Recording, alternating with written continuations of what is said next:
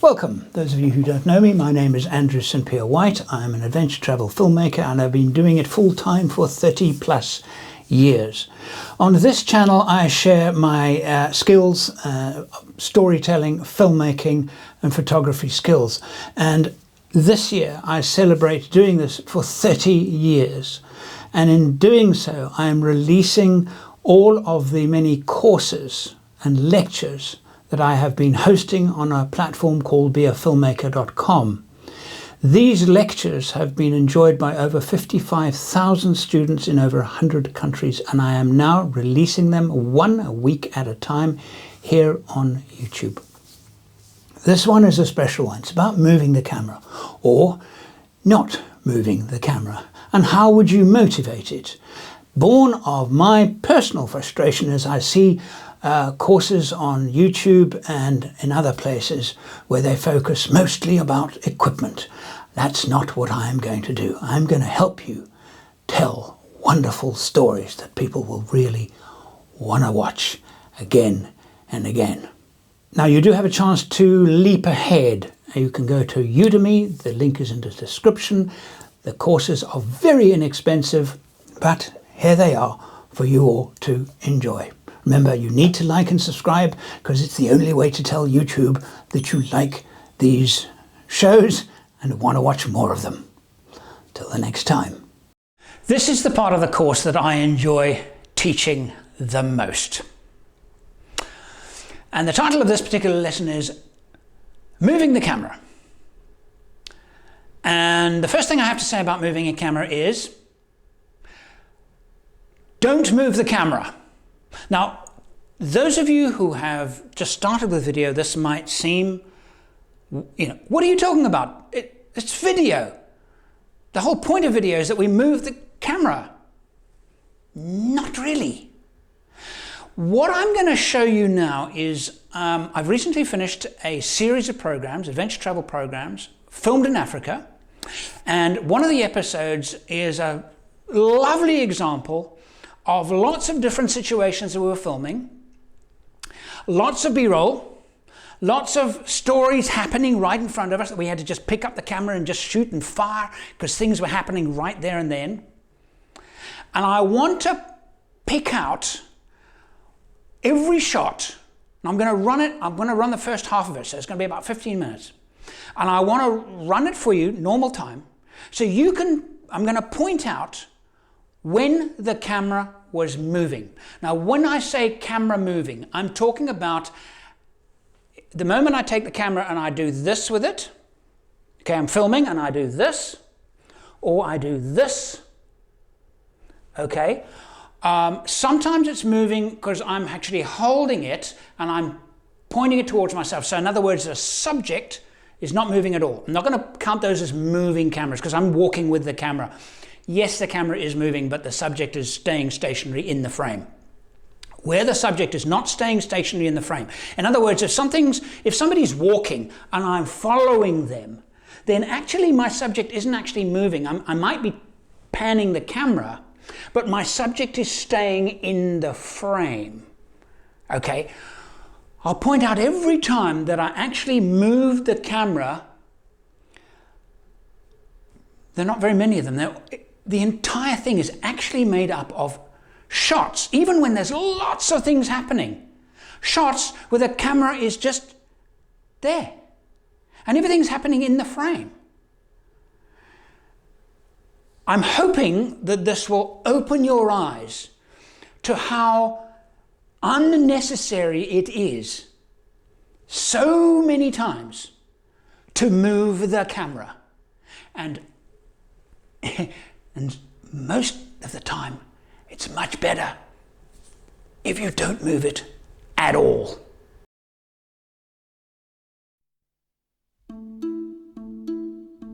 Lake Kariba is the world's largest man-made lake and reservoir by volume. It's over 220 kilometers long, up to 40 kilometers wide, and covers an area of 5,580 square kilometers. The enormous mass of water, about 200 billion tons, is known to have caused over 20 earthquakes since it was filled between 1958 and 1963. Our drive to Kariba town will take us halfway across Zimbabwe, beginning at the town of Hwange. It will take us 3 days.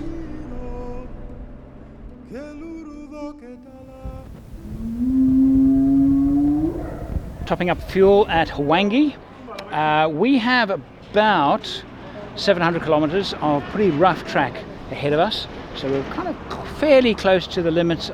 Well, close to the limits of the vehicle's own tanks, but with the jerry cans on top, that's our insurance if the roads get really bad.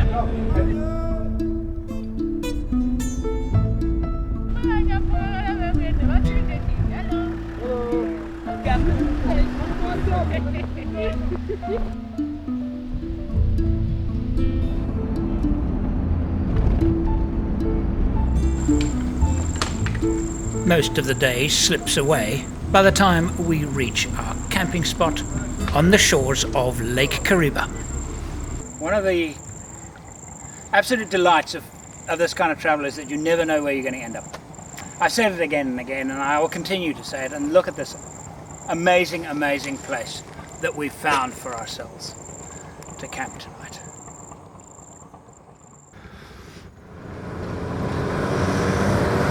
The road we're on now is long, twisty and lumpy.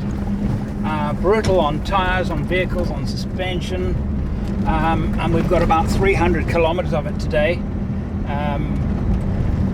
Our campsite tonight, again, a bit of an unknown, but we're making our way to the town of Kariba, where we'll be taking a boat onto the lake. And looks like somebody has a problem. Maybe we can ask them to see if there's a... Okay. This side? So it's got a hole. But this one, I think we have removed it. Here's the hole. Here. This is where it was. That's where it's leaking from? Mm-hmm. Okay, we can plug that. We can fix it. Mm-hmm. Fix it for you. You are saying he knows how to. Yeah, I'm sure. That's where we live. You can. Absolutely. He's a big man. Yeah, you need the strength. Yeah. This is a group of trainee builders and carpenters on their way to college, being driven by an NGO driver. Their 20-year-old Land Cruiser has suffered not one but 2 punctures. It's tubeless, eh? Yes. Yeah. Once you get Our vehicles are supplied with a compressor and repair kits, so we should be in a good position to help them get going again. Tubeless repair kit. Okay. And sometimes you have to use more than one. Or if the hole is too If big. it's too big, yeah. So then I turn 90 degrees. Ah. Okay, and I think we might have to put another one in there. It's quite a big tear, and a single plug isn't going to seal it. 2 in there. Have you removed?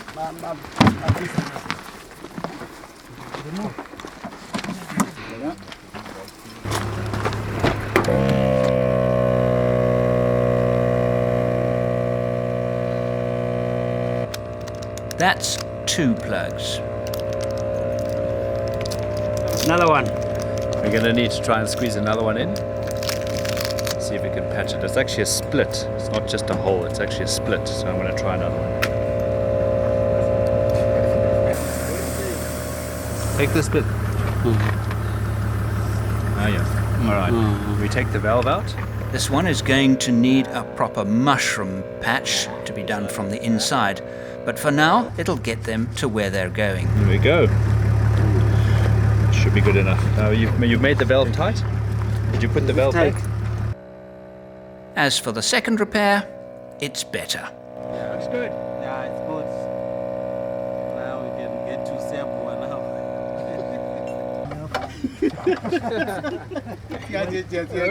Everyone is very happy, but for one thing.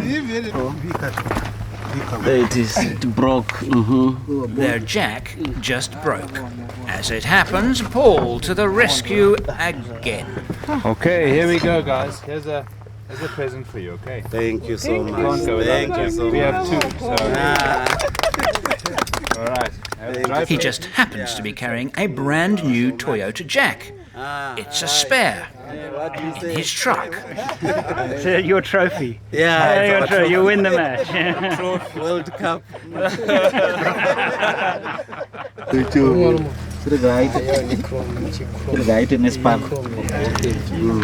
Okay. Yeah. Take a look at the timeline that I have just constructed, the video that you've just watched.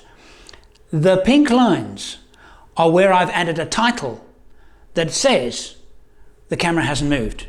Can you see the percentage there, the number of shots where the camera is static and where the camera has moved? And when I say static, I'm talking about a lot of those are handheld, so there is a little bit of movement, but I'm not changing my frame.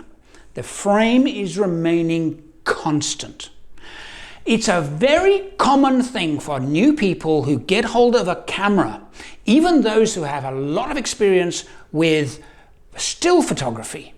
They get hold of a camera, their same camera that they're using for stills, and now they're shooting videos and they think it's always got to move, and they keep tilting it. You've seen programs, you've seen a disaster on TV and there's a crash and there's a fire and somebody's got a phone and he's filming and he's doing this all the time.